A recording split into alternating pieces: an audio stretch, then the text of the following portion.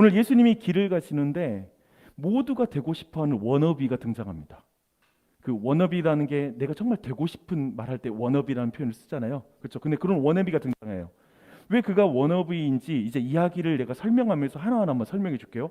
첫 번째, 그는 예수님께 달려와서 무릎을 꿇고 예수님께 물어요. 선한 선생님이요, 내가 무엇을 하여야 영생을 얻으리이까? 봐봐요. 지금 이 장면은 이 사람이 예수님을 아주 권위 있는 랍비, 즉 선생님이라고 생각하고 있다라는 것을 분명히 드러내고 있습니다. 존경심이 있고요. 또한 간절하게 자신이 어떻게 하면 영생을 얻을 수 있을까에 대한 그런 영적인 관심을 가지고 있는 사람이 분명해요. 이거 봤을 때는 지금 이 자리에 있는 선생님들과 그리고 여러분 부모님들이, 여러분 어떤지 모르겠지만 여러분을 향한 워너비예요. 여러분들이 정말 예수님 앞에 무릎 꿇고 이렇게 기도하는 사람이 되는 걸 부모님들과 선생님들이 다 원하시고요. 전 여러분 안에도 이런 마음이 있을 거라고 생각해요. 그 첫 번째 볼 수 있는 워너비이고요. 또한 이 사람은 도덕적으로 또 영적으로 굉장히 탁월한 사람이라는 걸 지금 말씀하고 있죠. 보여주고 있죠. 또 예수님은 무엇을 해야 영생을 얻냐는 이 질문에 대해서 이제 십계명의 후반부인 이웃사랑에 대한 말씀을 하나하나 말씀해 주십니다. 이것이죠. 내가 계명을 안 하니 살인하지 마라, 간음하지 마라, 도둑질하지 마라, 거짓 증언하지 마라, 속여서 빼앗지 마라, 내 부모를 공경하라. 이렇게 말씀하죠. 예수님의 이 말씀에 그는 아주 자신 있게 말합니다. 멋져요. 선생님이요, 이것을 내가 어려서부터 다 지켰나이다 라고 이렇게 말합니다. 그는 어른을 공경할 줄도 알고요, 타인에 대해서 피해주지 않고 친절한 사람이기도 하고요, 그리고 매우 도덕적이면서 종교적인 아주 나이스한 사람이에요. 여러분, 그 나이스하다라는 이 표현 알고 있죠? 되게 멋져요. 그래서 여러분도 나이스한 사람이 되고 싶지 않습니까? 저를 한번, 제이야, 그리고 우리 옆에 있는 친구들 다 봐봐. 우선 내가 제이한테 묻고 싶었어. 제이도 나이스한 사람이 되고 싶지? 그치, 나이스한 사람 다 되고 싶습니다. 근데 아마도 근데 여기 몇몇 친구들은 아니요, 저는 좀 나쁜 남자 되고 싶어요. 난 그게 매력이라고 생각해요. 이런 사람이 있을 수 있어요.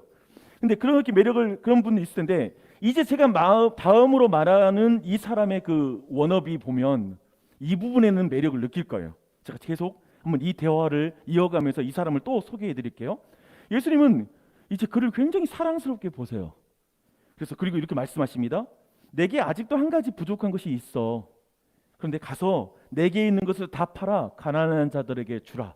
그리하면 하늘에서 보화가 내게 있으리라. 그리고 와서 나를 따르라 라는 이 말씀을 예수님이 하세요. 근데 이 말씀으로 이 사람에 대한 워너비 정보가 하나가 추가됩니다. 어떤 거냐면 이 사람은 재물이 많은 부자라고 소개되고 있습니다. 어때요? 여기 재물이 많은 부자 되고 싶으시죠? 손을 들으려면 절대 안 들을 테니까 마음으로만 들어주세요. 다 들었군요. 네, 도덕적으로 착하고 그리고 종교적으로 열정적인데요, 그렇죠? 거기에다가 또 예수님께 호의적인 사람이에요. 그리고 거기에다가 부자예요. 너무 괜찮죠, 이 사람. 그런데 여기에서 끝이 아니에요. 마태복음에서는 이 사람에 대한 나이에 대한 정보가 하나 추가됩니다. 봐봐요. 지금 인격도 성숙하고 돈도 많고 다 그런데 이 사람은 젊은 사람이다. 와, 여러분이 꿈꾸는 배우자감이에요. 그렇죠? 나이까지 젊어. 너무 완벽해요. 그렇죠? 그리고 누가복음은 또 여기에다가 정보를 하나를 더 더해요. 뭘 더하는 줄 아세요? 이 사람은 관리예요. 젊은 관리라고 말하고 있어요. 즉 뭐냐면 사회적인 지위가 어느 정도 있는 사람, 약간 공무원, 이 정도 하면 좀 이해가 되죠? 어때요? 이제 이 정도 왔으면 모든 워너비를 갖춘 것 같아요. 그렇죠? 여러분, 사회적 지위까지 있고 공무원이 되고 싶어하는 친구들에게는 분명히 워너비라고 말할 수 있는 사람이기도 하고요. 또한 빨리 돈을 벌어서 젊은 나이에 은퇴하고 싶다, 그래서 내가 자유롭게 살고 싶어하는 사람에게도 이 사람은 워너비예요. 그렇죠? 그래서 그냥 이 모든 걸 우리가 표현한다면 한마디로 뭐냐면 솔직히 이 사람 부족한 것이 없어 보이는 사람, 너무나 완벽해 보이는 사람이라고 우리는 말할 수 있을 거예요. 근데 예수님은 그에게 한 가지 부족한 걸 봅니다. 여러분, 이 사람 배우자로 물론 한 가지가 빠져 있어요. 치명적인 정보 하나가 빠져 있는데 얼굴에 대한 잘생겼다는 표현이 없기 때문에 이것이 여러분에게 못마땅스러울지 모르지만 솔직히 말해봐요.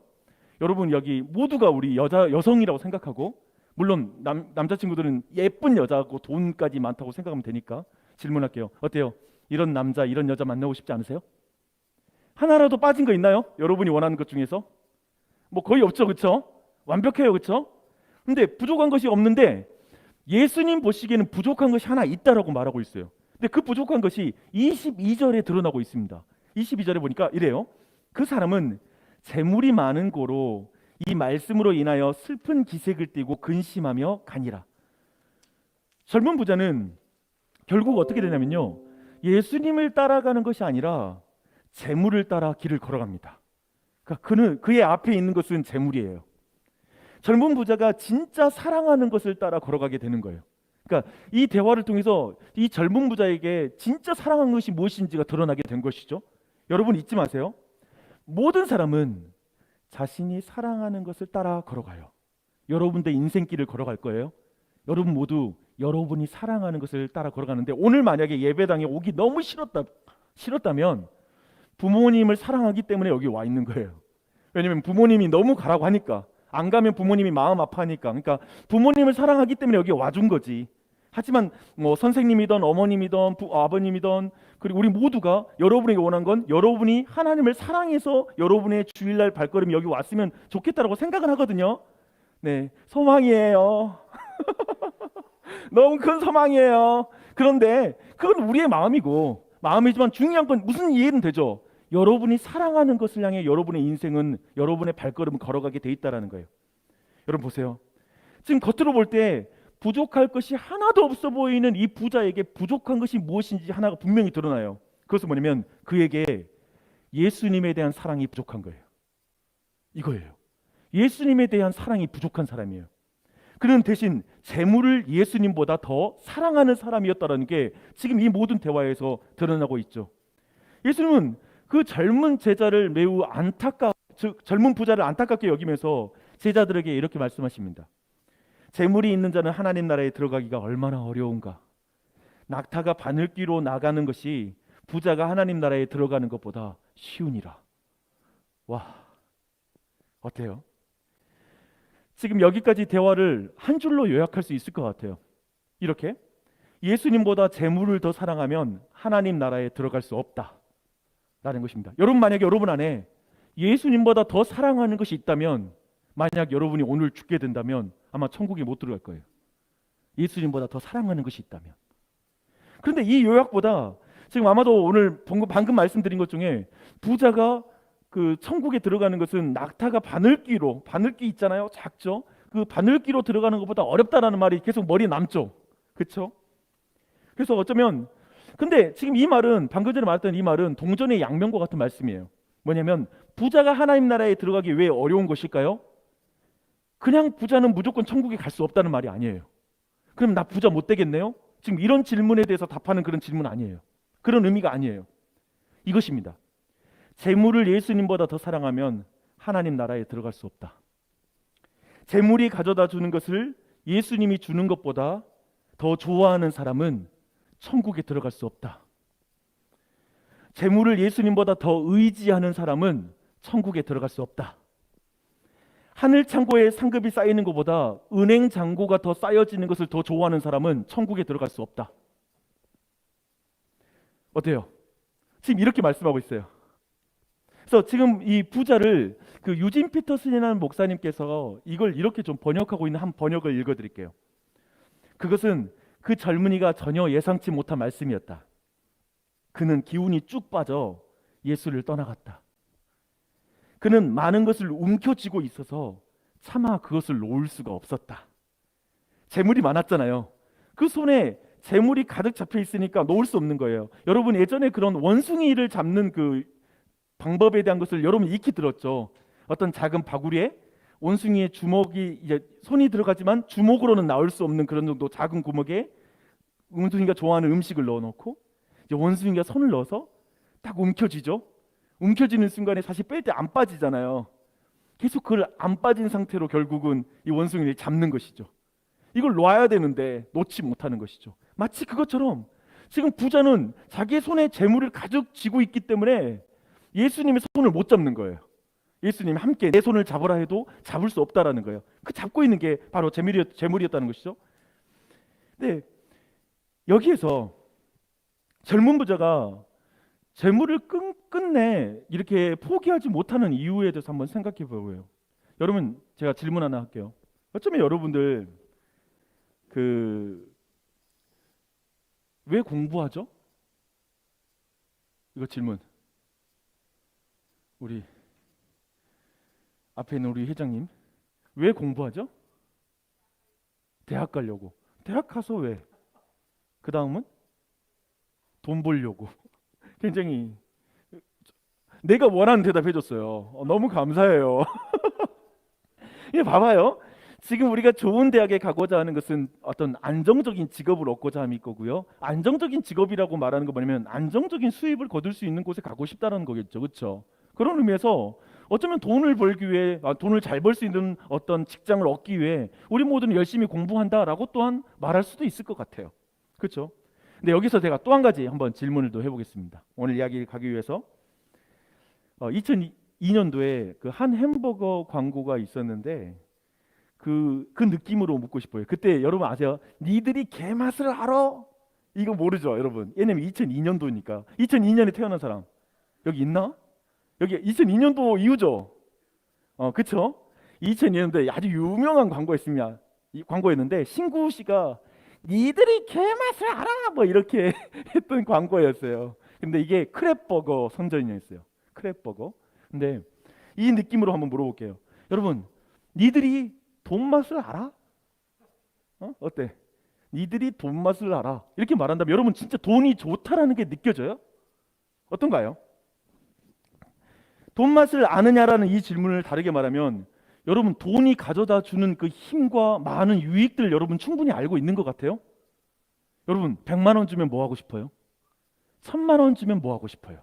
한번 생각해 보라고요. 아마도 1000만 원 주면 뭐 할지 생각 잘 안 날걸요? 왜냐하면 그 정도 받아본 적이 없으니까. 지금 100만 원도 지금 계산이 안 될 수 있어요. 지금 그런데 부모님들은 달라요.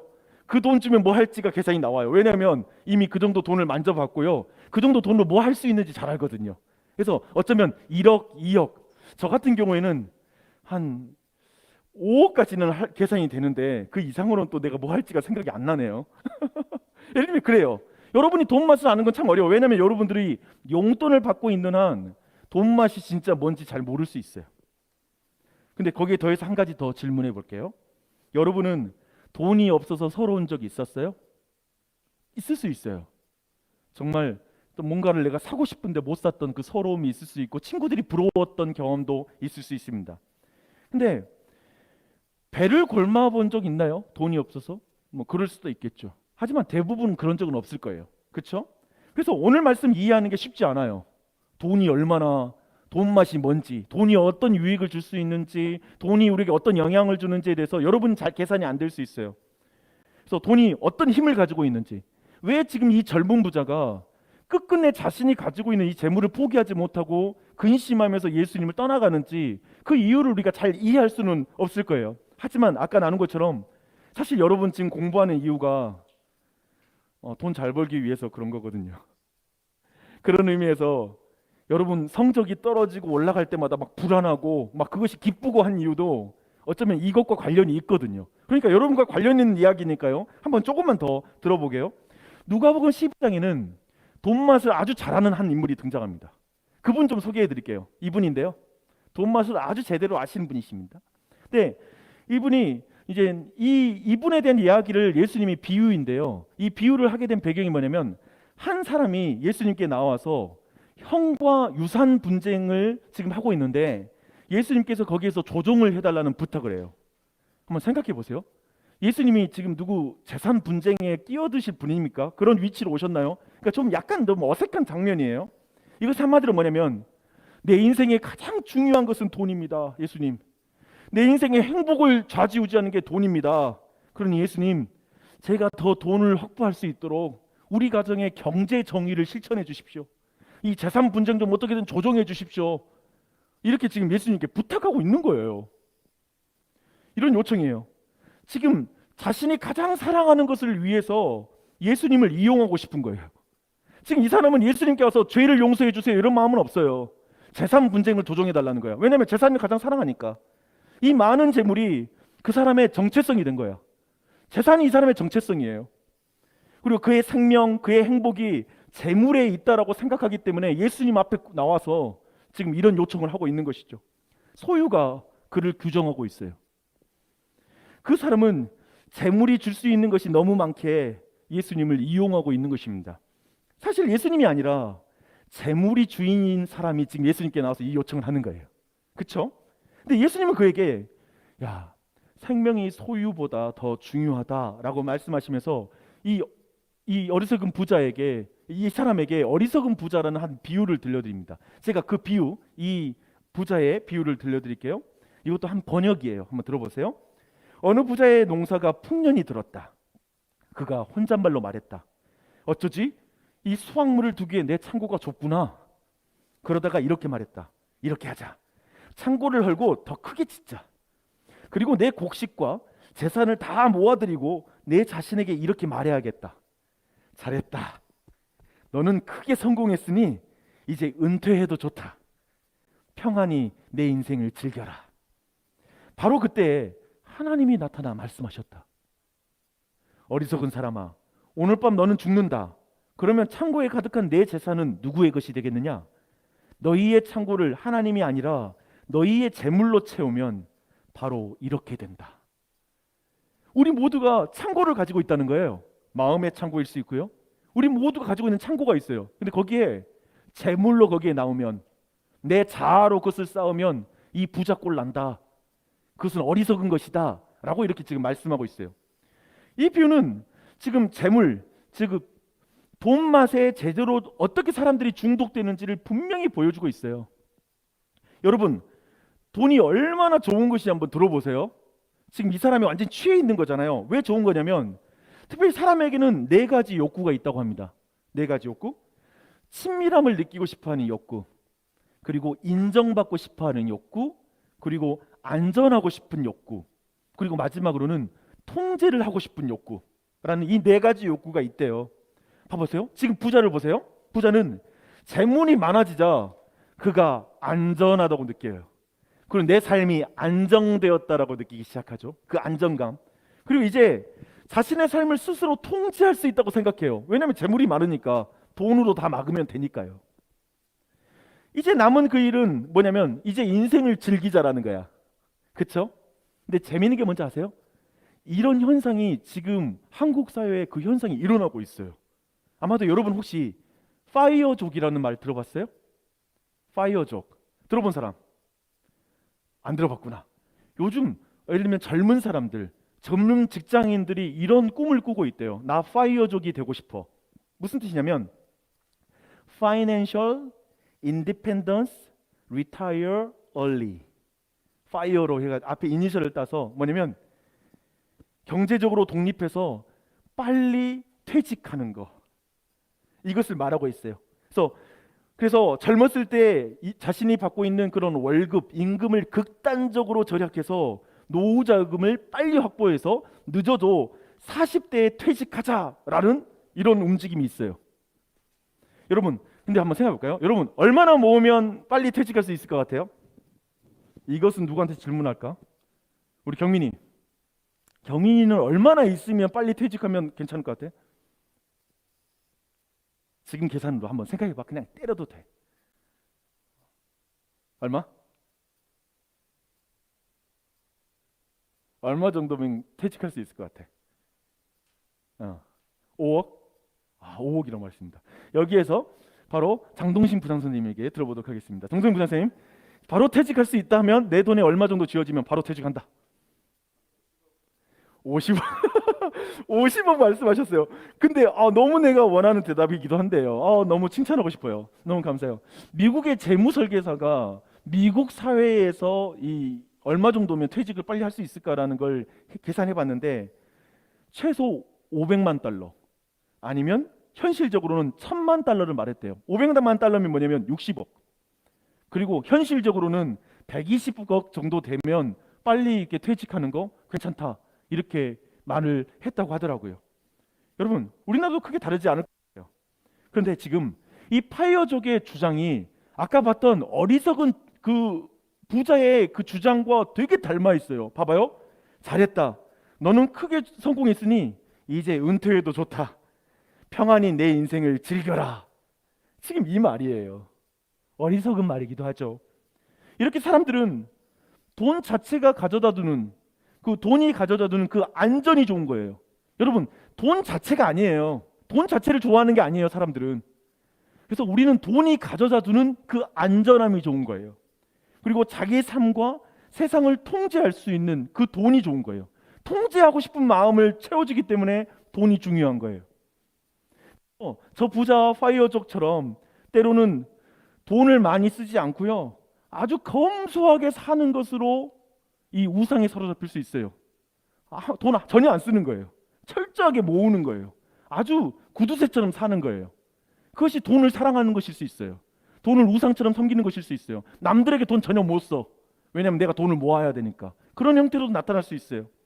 안전하게 다 저축하고 투자할 수도 있습니다. 왜냐하면 돈을 신뢰하기 때문에, 그리고 돈을 의지하기 때문에, 그리고 돈을 사랑하는 것이죠. 또한 돈에 대한 염려 혹은 돈을 버는 방법과 상상을 하는 게 거의 일상이야. 뭐 어른이 되면 부부들끼리 하는 이야기는 뭐냐면 어떻게 부동산을 증식시킬까? 대부분의 대화는 그런 생각. 하루 종일 살면서도 어떻게 하면 돈을 불릴 수 있을까라는 생각이 머리를 대부분 차지해. 어느 순간에 돈에 대한 염려와 욕심이 그냥 그 마음을 가득 채워요. 사실 어른들이 여러분에게 말하잖아요. 네 때가 좋아. 그냥 다른 생각하지 말고 공부나 열심히 해. 왜 그런 말 한 줄 아세요? 어른이 되면 가족들 먹어 살리기 위해서 돈 걱정하고 염려하고 다른 걱정을 어른들은 되게 많이 하거든요. 근데 자신의 인생을 살아보니까 딱 여러분의 시기 때만 어쩌면 공부에 집중한다거나 다른 거 생각하지 않고 뭔가 자신을 위해서 시간을 쓸 수 있는 시간이거든요. 근데 어른이 된다는 거 어쩌면 아마 여러분 안에는 어른 되는 거 별로 좋아하지 않아 그런 친구들이 있을 수 있어요. 근데 사실 어른이 된다는 건 그런 많은 걱정과 염려들이 머리를 가득 채우기 시작해요. 여러분 어떤가요? 여기까지 이해하면 지금 왜 부자가 재물을 손에서 놓지 않는지 그 이유가 조금은 이해되죠, 그렇죠? 조금은 이해되죠. 돈은 그에게 안전함을 느끼게 해줘요. 안전한 차와 안전한 집을 구입할 수 있도록 해줍니다. 제가 이것도 계산해 봤어요. 보니까 차량의 10배 정도가 집값이 되겠더라고요. 대부분. 그러니까 고급 차를 사면 그의 10배 정도가 일반적으로 그 정도 주택을 구매할 수 있는 그러니까 그런 계산이 되는 것 같아요. 근데 그것을 내려놓고 그 안전한 집, 안전한 차를 내려놓고 예수님의 손을 잡으라고요? 돈은 내 삶에 통제할 수 있게 만들어주잖아요. 수많은 보험을 들어서 모든 위험을 통제하게 만들어주는 거예요. 여러분 생각해보세요. 수백 가지의 보험을 다 듣는 거야. 근데 그 100개가 넘는 보험 다이어리를 내려놓고 예수님의 손을 잡으라고요? 내려놓을 수 있어요? 또 계속 월세를 받을 수 있는 건물주가 되면 편안함과 안락함을 얻을 수 있어요. 그런데 건물 문서를 내려놓고 예수님의 손을 잡으라고요? 젊은 부자는 많은 재물을 가진 자로서 하나님께 복을 받았다라는 사회적인 인정과 사람들이 이렇게 부러워하는 시선도 느끼고 있었어요. 그런데 예수님의 제자가 되기 위해서 이 부자라는 정체성을 내려놓으라고요? 어렵죠. 그렇죠? 어렵죠. 한마디로 그는 재물을 예수님보다 더 의지하고 신뢰하고 사랑하고 그리고 거기에서 안정감을 느끼고 그 재물이 나의 삶을 더 통제해 줄 것 같고 내 삶을 더 편안하게 만들어 줄 것 같고 이런 마음의 상태인 거예요. 우리 모두 이해돼요. 그렇죠? 이해되는데 얼굴로는 전혀 이해되지 않은 얼굴을 하고 있는 것에 감사해요. 근데 여러분 이해하고 있다라고 저는 생각해요. 너무 잘 이해하고 있어요. 그렇죠? 그 정도는 이해할 수 있죠. 그래서 재물을 따르기로 한 거예요. 절대 자신이 쥐고 있는 것은 내려놓을 수 없어요. 예수님 손을 잡기에는 너무 리스크가 커요. 불안해요. 이것을 성경은 뭐라고 말하냐면 따라합니다. 우상숭배. 여러분 한번 큰 소리로 따라하면 제가 엄청 행복하겠지? 네, 그렇게 생각하고요. 한번 우상숭배. 네, 성경은 이것을 우상숭배라고 말해요. 예수님은 재물을 따르는 젊은 부자와 우리에게 그래서 말씀하십니다. 이렇게 말해요. 한 사람이 두 주인을 섬기지 못합니다. 혹 이를 미워하고 저를 사랑하거나 혹 이를 중히 여기고 다른 것을 경히 여깁니다. 너희가 하나님과 재물을 겸하여 섬기지 못할 것이다. 성경은 이렇게 말씀하고 있어요. 그렇기 때문에 사랑하는 여러분, 하나님은 부자를 미워하는 분 아니에요. 여러분 기억하세요? 하나님은 부자 미워하는 분 아닙니다. 오늘 말씀 잘 보세요. 예수님은 그 젊은 부자를 주목하셨고 사랑스럽게 여겼다라고 말씀하고 있어요. 저는 이게 이해가 안 되더라고요. 예수님이면 이미 이 사람이 뭘 사랑하는지 알잖아요. 그런데도 예수님은 그 젊은 부자를 사랑스럽게 보셨어요. 근데 그래서 더욱더 이 이야기가 강조하고 있는 게 뭔지 아세요? 예수님은 그 젊은 부자를 사랑했는데 젊은 부자는 예수님을 사랑하지 않았다라는 거예요. 젊은 부자는 예수님을 사랑하지 않았어요. 우리는 재물도 사랑하고 하나님도 사랑할 수 있다고 막 주장하잖아요. 그렇죠? 여러분 아마 설교 듣다가 아니요 목사님 저는 재물도 사랑하고 하나님도 사랑할 수 있다고 생각하는데요 라고 말하죠. 근데 그건 마치 이런 말이에요. 어떤 부부가 한 배우자가 외도를 들킨 거야. 외도를 들켰어. 근데 배우자가 따져 묻자 배우자에게 이렇게 말한 거야. 나는 당신도 사랑할 수 있고 그 사람도 동시에 함께 사랑할 수 있어. 뭐 이렇게 여러분 말을 하면 어떻게 될 것 같아요, 여러분? 꼭지가 돌겠죠. 미쳐버리겠죠. 지금 하나님과 우리 관계는 그런 관계예요. 성경은 우리가 연인 관계라고 말해요. 하나님은 우리의 신랑이고 우리는 신부라고 말해요. 그래서 우리가 더 하나님보다 사랑하는 사람은 천국에 들어갈 수가 없어요. 천국은 하나님과 결혼하는 장소거든요. 천국은 하나님과 가장 친밀한 곳이거든요. 근데 천국에 다른 것을 더 사랑하는 사람은 들어갈 수가 없는 거예요. 그래서 이해되죠? 이제 말씀 마무리할게요. 오늘 설교 준비하면서 제가 책을 한 권 읽었습니다. 읽은 내용 중에 미국의 그 철강왕 앤드류 카네기, 즉 철을 철강 회사를 통해서 엄청난 부를 축적했던 그런 분이세요. 근데 이분의 재산이 오늘날로 그 3,720억 달러 정도가 됐대요. 제가 이거 한국 돈으로 환산을 제가 수학을 어려서 포기해가지고 이런 거 전혀 못하거든요. 그래서 다른 교육자분에게 부탁을 드렸어요. 그러니까 대강 어떻게 됐냐면 정확한지 모르겠는데 400조 정도가 돼요. 그러니까 개인 재산으로. 그래서 민간인으로서는 굉장히 큰 부자였다 이렇게 말을 하더라고요. 가장 큰 부자였다고. 근데 이 사람 정말 부족한 것이 없어 보이는 사람 맞죠? 그렇죠? 여러분도 이렇게 좀 되고 싶죠? 근데 카네기는 성공한 지 불과 얼마 안 되던 33살 때 자기의 내면을 냉철하게 성찰하면서 나에게 쓰는 글이라는 비망록에다가 이렇게 적습니다. 그 내용을 제가 읽어드릴게요. 인간에게는 우상이 있을 수밖에 없는데 부의 축적은 우상 숭배 중에서도 최악에 속한다. 돈을 숭배하는 것보다 사람의 격을 더 떨어뜨리는 우상은 없다. 그러므로 가장 고상한 성품을 길러줄 삶을 신중히 선택하려면 나는 매사에 혼신의 노력을 기울여야 한다. 지나치게 긴 세월을 사업 걱정에 매달려 최단 기간에 돈을 더 벌 생각밖에 모른다면 영영 회복될 가망조차 없이 저급해질 수밖에 없다.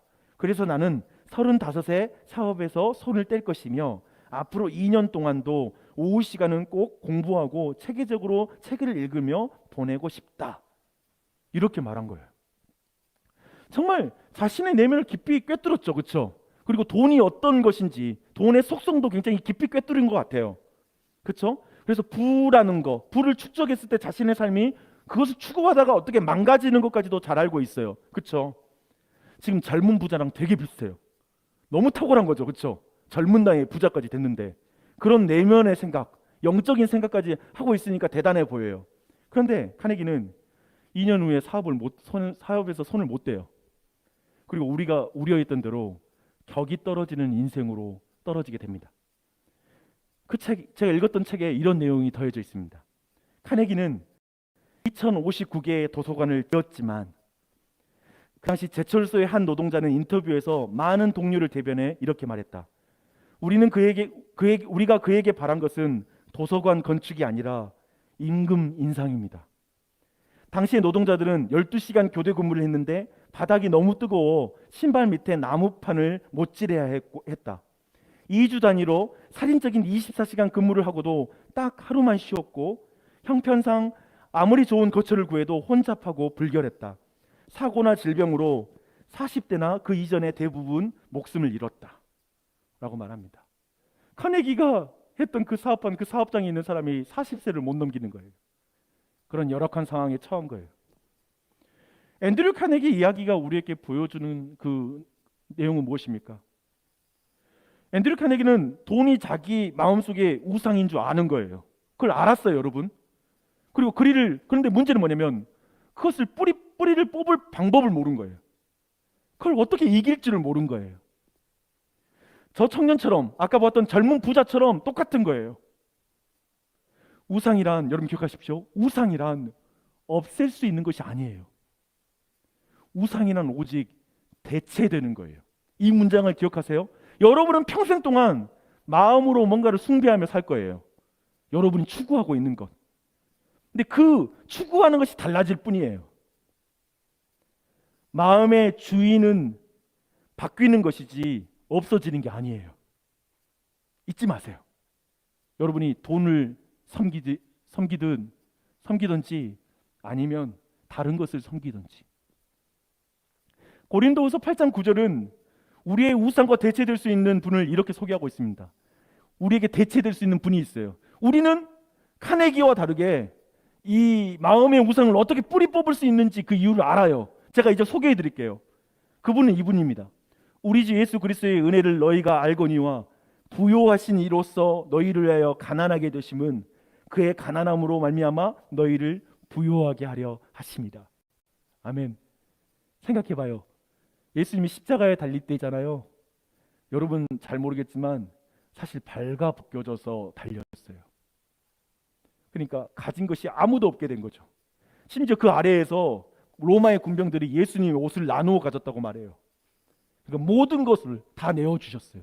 심지어 자신의 피와 모든 물까지 다 쏟아서 우리에게 내어주셨어요. 성경 여러분에게 돈을 그만 사랑하라고 말하지 않고 이렇게 말해요. 여러분을 사랑하는 분이 있다라고 말해요. 그분을 믿으라고 말하고 있어요. 재물을 쌓아서 사람은 행복한 것이 아니라 여러분을 위해서 가난해지신 예수님을 만나야지만이 여러분이 진정 부유해질 수 있다고 말하고 있어요. 저는 여러분이 예수님을 영접했으면 좋겠어요. 그분을 만났으면 좋겠어요. 이 재물이라는 게 뭐라고 했죠? 아까 말했죠? 인정받고 안전해지고 통제할 수 있고 뭔가 다른 사람과 친밀함을 살 수 있는 것처럼 그 힘을 주기 때문에 여러분이 사랑하는 거예요. 그런데 여러분을 인정해주는 분이 계세요. 온 우주의 하나님이 여러분을 인정해 주세요. 그리고 예수 그리스도 안에서 너를 내 자녀라고 불러주세요. 내가 너를 사랑한다고 말해주고 계세요. 나는 너의 아버지가 되고 싶고 너와 친밀해지고 싶다고 말씀하고 있어요. 예수님을 여러분이 귀히 여기세요. 그 누가 더 여러분을 욕할지라도 예수님은 여러분을 버리지 않아요. 그분을 믿으세요. 여러분을 보배라고 말씀하세요. 그리고 여러분을 지켜주겠다고 말씀하세요. 여러분과 함께 하겠다고 말씀하세요. 이 예수님을 믿으세요. 이 예수님을 만나세요.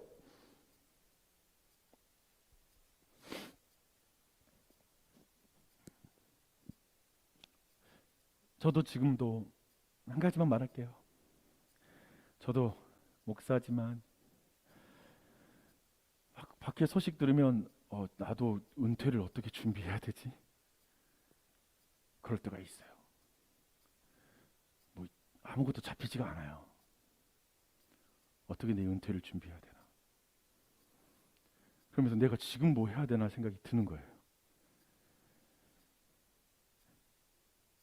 물질과의 싸움은 여러분 평생 이어질 거예요. 한 번 싸우는 게 아니야. 예수님 믿고 나서도 계속 여러분이 싸워야 될 거예요. 근데 제가 선택한 게 뭔지 아세요? 그리고 앞으로 내가 잘 지켜가고 싶은 거. 하나님이 나의 안전입니다. 예수님이 내 삶을 지키고 있으니 내가 돈으로 내 삶을 지키는 걸 내려놓겠습니다. 돈 많아서 사람께 인정받는 것보다 하나님께 인정받고 내가 돈을 나누고 더 사랑하는 것으로 내 삶을 채우겠습니다. 제 인생관, 제 방향은 거기에 있는 것 같아요. 그리고 그렇게 서고 싶어요, 솔직히. 여러분 어떤가요? 제가 느끼는 것은 뭐냐면 예수님 믿는다는 건 더 부요해지는 거예요, 마음이. 그래서 크게 상관없어. 하나님이 인도하실 거야. 하나님이 책임져 주실 거야 라고 그렇게 내 인생을 살고 싶어요. 저는 여러분에게 이런 삶에 대해서 소개하고 싶고요. 여러분도 저와 같이 한번 이런 삶을 살아가면서 많은 사람을 세우고 여러분의 인생을 많은 사람과 나눌 수도 있고, 구두쇠가 아니라 많은 사람과 나눌 수 있고 그들을 섬길 수 있는 그런 인생으로 더욱더 나아갔으면 좋겠습니다. 기도하겠습니다.